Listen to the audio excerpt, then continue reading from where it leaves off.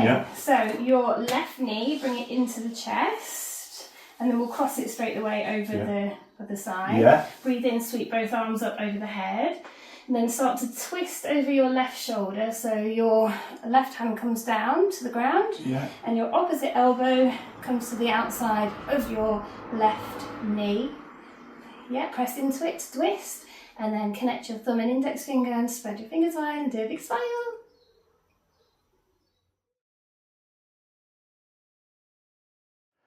Hi there, my name is Nathan, and this is another episode of The Human Experience. And today I'm joined by the lovely Heather, who is a mum, a wife, a yoga teacher, a martial artist, amongst many other things of day-to-day living.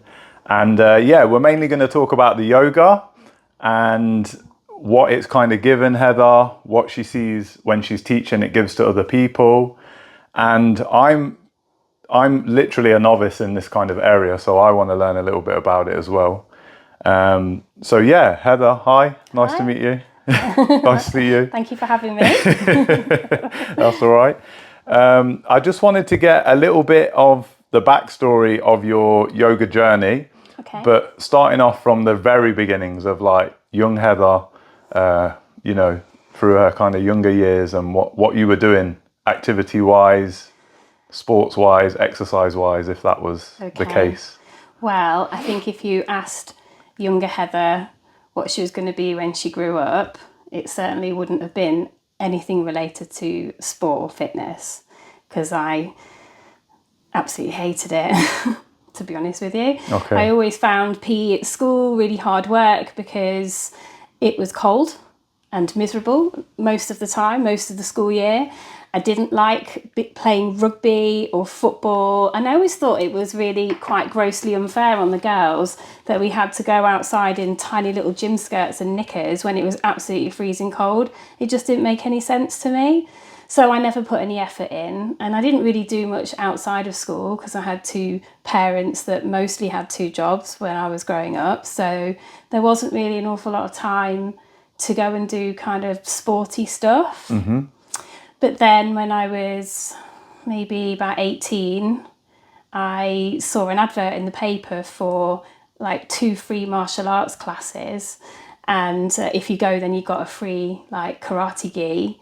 And I was like, yeah, let's do it. Nice. Like I felt I was partying a lot. I felt like I needed a bit of balance in my life. So I was like, right, let's go and try some martial arts.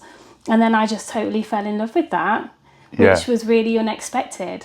So what your idea of before going to that karate session, what was your idea of exercise? Just, did you do a jog or did you walk, hike? I didn't do anything. Nothing, yeah. Partying, raving, dancing. Yeah. Dancing, well actually, yeah, I used to dance. I used to dance for Formation Records. Okay, so you professionally dance? Yeah, kind of. On like club nights, basically. Yeah? Nice. Mostly just to get in for free. At like Sidewinder or drum and bass formation night, stuff like that. Yeah. I was in a little girl dance group called the Urban Angels. Oh, okay, Urban Angels. Yeah, you might have heard of them. I feel like that's common though for when I'm thinking of growing up as well. PE was much more popular with the boys, and we were, trying out for the school football team and stuff like that. I don't even know if the girls had a team. Maybe so some that's how netball. Much, yeah. But because I wasn't particularly fit, I wasn't like super overweight or anything, but I just didn't have any cardio and I just didn't enjoy it. Yeah. So by the time I finished school, they even stopped asking me if I was going to do PE because I just didn't want to do it. So they didn't make me anymore. Oh, okay. So, which is a shame because I think if they had more different types of physical exercise like yoga, like martial arts, other stuff that, because not everybody likes team sports and things, then it would make it a bit more accessible for kids. Yeah, definitely.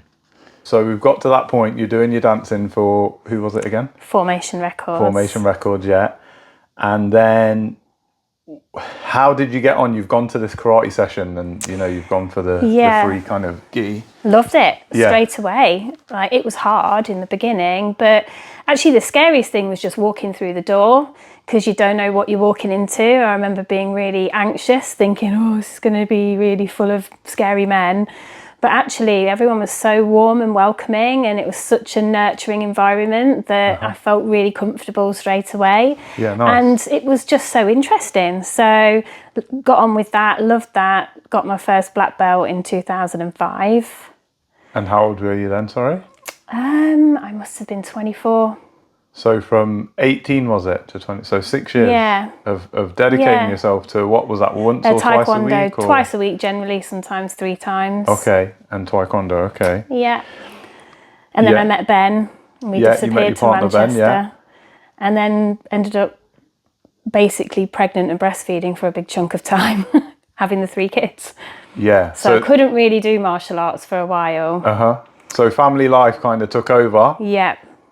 Did you carry anything on as a mum? I tried to a couple of times, join into different things. I tried a bit of Bushido for a while. Yeah. But the kids are all born quite close together. At one point I had 3 of them under 4. Wow. So there wasn't much gaps in between. And obviously as well, we moved abroad for a while too. Yeah. So there wasn't really any martial arts going on in Hungary. Yeah. So I had to take a big pause from that. And obviously having so many children so quickly, my weight was a bit up and down and all over the place. So I felt a little bit lost for a while. Yeah. I think a lot of women are going to relate, and I can't, being a man, but the changes that I hear, even from my missus or other people, of having a kid and then trying to be the same as you was before. You know, I know so my hard. partner's seen photos pre being pregnant and having a baby to post having it. And I'm like, no, don't put pressure on yourself, because that's a different time in your life. And yeah, you're going through a lot now, nurturing a child, and your body's doing different things. So I think that's really relatable for a lot of women. That Well, physically you change quite a lot, because even the shape of your hips changes naturally from childbirth, but then all your core strength as well, everything gets a bit stretched, and it's difficult. But then afterwards, you're not your own priority anymore. You've got this tiny human who has to come first all the time. So you don't have the time and you don't have the energy to make space for your own fitness a lot of the time. I really admire these women I see out on the street running with a pushchair, because that takes dedication. Yeah. I never actually did that. After what you've been through and the 24-hour care, I feel like being a mother, that is the full-time job. Do you get me? That is the full-time activity, you know, up at night, running around. It's a lot of work, yeah? It's exhausting. Yeah, exactly. Emotionally and physically. So why would you want to do anything else after that? Yeah, totally. Apart from eat a big fat cream cake or something. So, you know, you're bringing up your kids, like you say, 3 kids under 4 at one point. Yeah. And how did yoga enter your life? Well, to be honest, I didn't know anything about it either. So when I did my second black belt exam, they asked me, what's your next steps? What are you going to do next? And at that point, we were moving to India purely by chance because of Ben's work. And I said, well, I think I'm going to go and try some yoga. And then when I got out there, I found this incredible teacher who was so inspiring. And I mean, that was the April, and by the September, I was on the yoga teacher training journey. Wow. And she, as part of yoga teacher training, we have to go into quite a lot of philosophy with that as well. So as well as doing all the physical movement and the stretches and the poses, which is what people really think yoga is. Yes. But actually, that is only 1/8 of what yoga is all about. So there's lots of different schools and paths to yoga.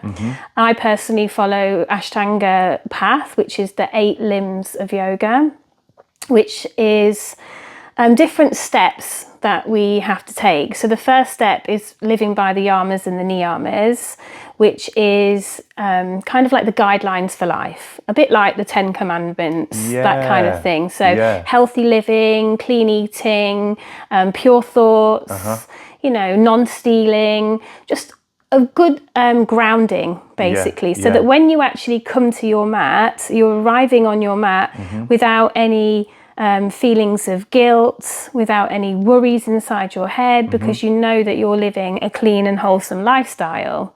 So you come to your mat, and then we connect with the breath, which is the pranayama, which is controlling the flow of energy coming into our body through the breath with lots of different breathwork techniques.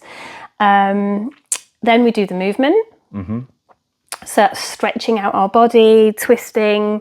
And the whole purpose of that is actually really just to make it so we can sit comfortably. So we move the body to release the toxins, release the gases, and stretch out the muscles so that we can then start to journey inwards. So then in Shavasana, which is the final pose where we just basically lie down and have a nice rest, that's when we start to turn inwards. We let go of our senses. We just focus on what's going on inside our inner landscape. Then we can move into a deeper state of withdrawal to come into that meditative state, to allow us to open up our minds to the higher consciousness. Wow, fantastic. And that's the journey of yoga, and that's what we're really aiming for when we practice yoga. It's not about stretching the body or being more flexible, and actually a lot of videos that you see online make people a little bit afraid of trying yoga because they think, well, I can't do that.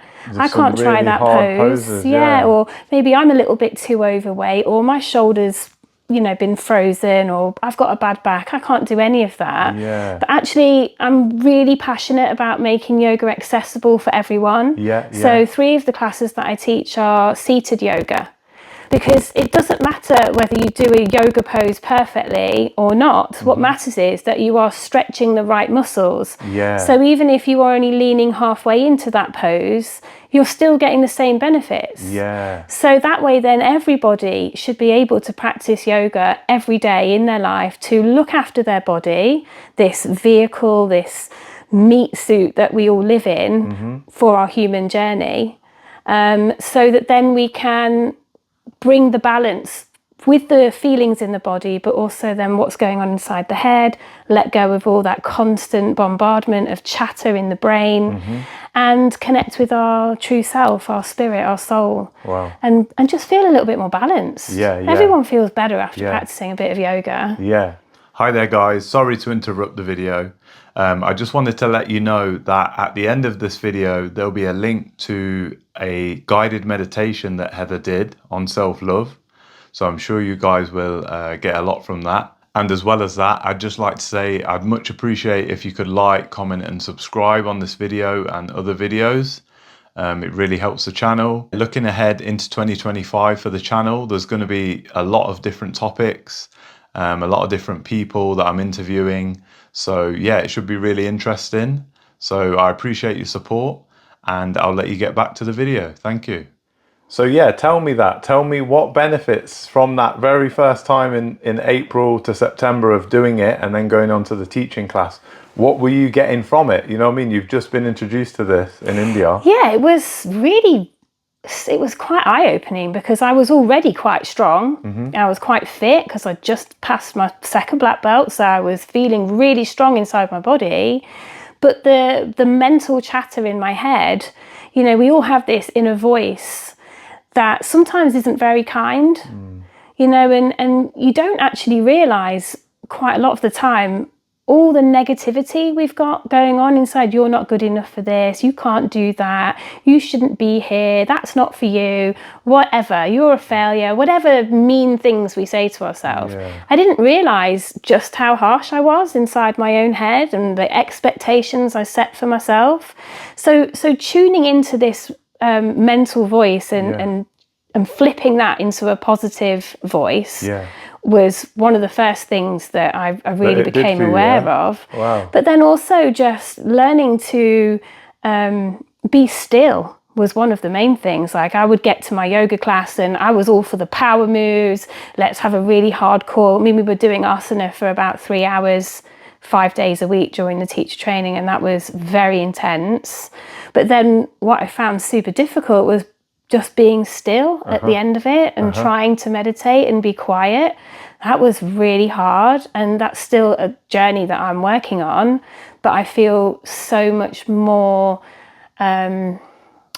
quieter and content where I can just be with myself. I think even in the past, Ben would say to me, like, if I was at home on my own, well, I never really did very well being on my own. I'd get on the phone to someone. I'd, keep myself busy, watch something. I could never just be quiet.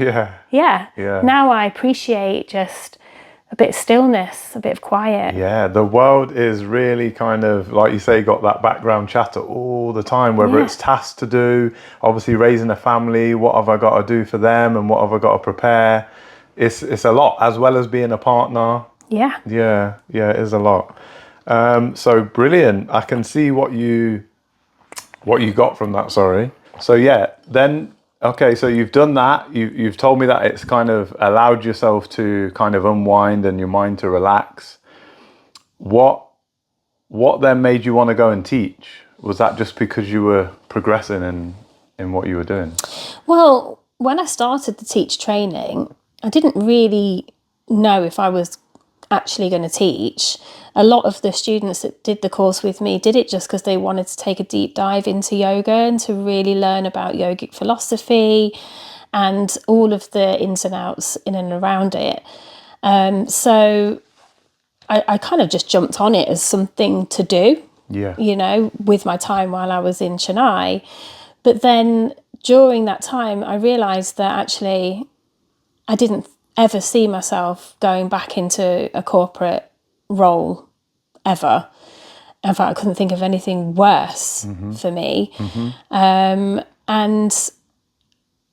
I felt quite passionate about how actually everybody needs a bit of yoga in their life. And even if you can't get down on the floor and do any kind of fancy stretches, or even if you can't stand up and touch your toes, even just taking a few minutes each day to connect with your breath and slow down your thoughts and your mind and just maybe practice some positive affirmations. I think it's really important. And in this world where everybody's struggling with mental health, well, not everybody, but a lot of people say now that, mentally things are difficult. Yeah, there is like a crisis, And this philosophy, these teachings are not new. They have been around for thousands of years. But we're becoming more awake to it in the West now. Yeah, paying attention, Yeah, because life here in the West in particular is so fast-paced. So I really just wanted to be able to share that with people, and to find a way to keep it in my life as well. Because that's one thing I notice, is it's always yourself that makes the sacrifices. Because the family's needs always come first. So I kind of figured, well, if I can teach yoga, then I will be practicing yoga and thinking about yoga all the time. I wanted to go into more detail with it because there's always more to learn. So they were the main motives really, to keep it in my life every day and to share. Yeah, lovely. Because it's benefited you, obviously. So what do you notice being a teacher now? What have people come back to you with of what they feel when they're taking part in your classes? I get a lot of really amazing stories and feedback. Some of my students have been with me for 3 years now. Sometimes I look at them and I think, why do you keep coming back? Are you not bored of me already? Because... But that's you projecting yourself onto that. Self-doubt. I mean, it challenges me to keep things fresh, keep learning new topics and new things to share. But a lot of them say they really feel much calmer in themselves, less anxious. A few of my students have been through some really tragic times with grief and physical health issues, that they've been able to use some of the techniques that we practice in class to help them be able to sleep, to quieten the mind, to switch off, even if it's just some gentle breath work or learning to journal, write down their feelings, and even just the community that we've built as a group or several groups is an amazing thing, because a lot of the people that come to my classes were a bit lonely. And they've all got this common interest now. Yeah, it gives you a bit of community and socialising as well, which we need, don't we? Yeah. Wow, so you kind of jumped me with that. Like, I was going to say about how has it affected the other aspects of your life, and you've kind of said that. How do you feel now around your family, around your friends? I think I'm calmer. I think I'm more patient. Generally a bit more balanced in myself. My focus has shifted to being a lot healthier, looking after my body with regards to the food that we eat, drinking enough water, sleeping better. Like, you can't go and teach a yoga class and say we need to look after our bodies if you're eating McDonald's and drinking loads of wine at the weekend or whatever. Like, you just can't show up on your mat like that. Yeah. So you actually have to live. Yoga is not just a sport, it's a way of life. And you have to live that to be authentic and to be genuine. So I'm trying to do that more and more, which isn't always easy. Yeah. But one day at a time. Yeah. I see a massive difference in yourself, say from coming from India to now, of, like you say, it's kind of gave you, even if you looked around your house now, like the insights that you were telling me before we spoke now about, Shiva and about the history of different parts of yoga and where it comes from. And I'm like, wow, you've really delved into the history and into the understanding, and that's reflecting in how you are now. Do you know what I mean? Do you feel people take you in a different way, if you know what I mean? Like, is there good and bad things? If you say I'm a yoga teacher, are they curious, or are they a bit skeptical, or what? I get mixed reactions, I would say.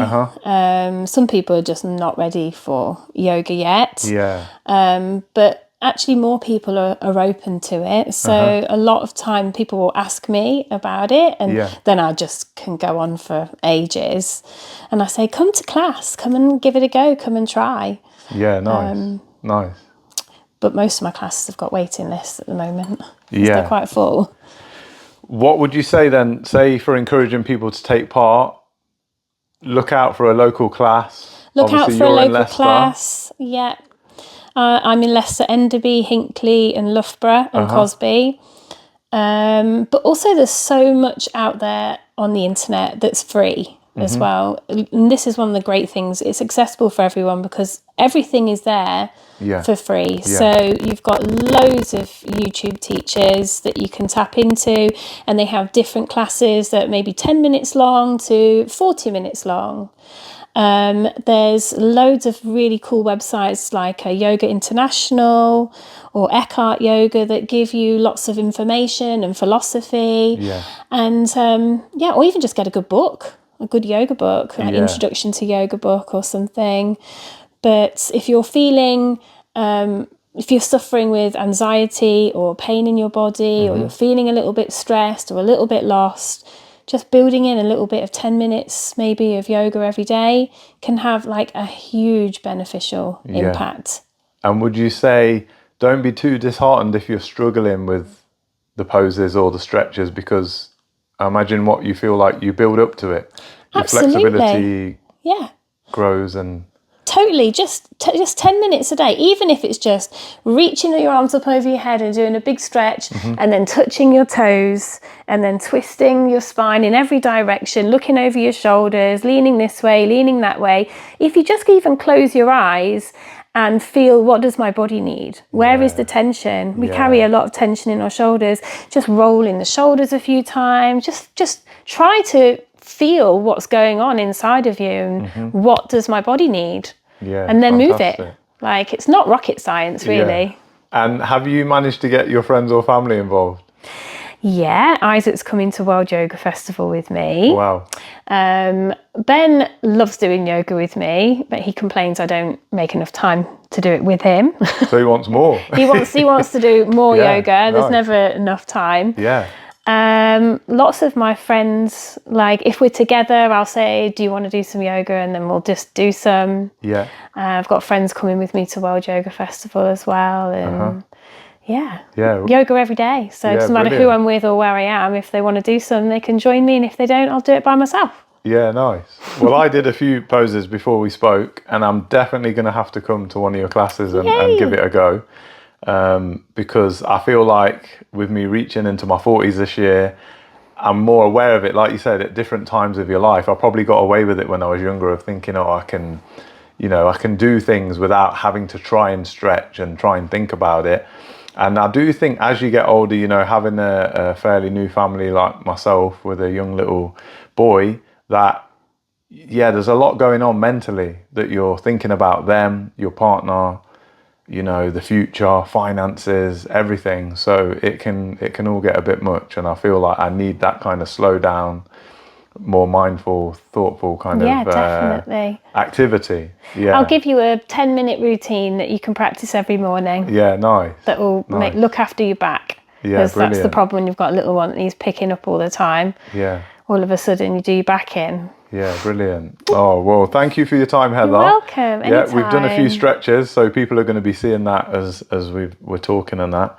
And yeah, guys, try and get into a bit of yoga. Find your local class, or like you say, online. And we'll see you next time. Thank you. Oh. Thanks for having me.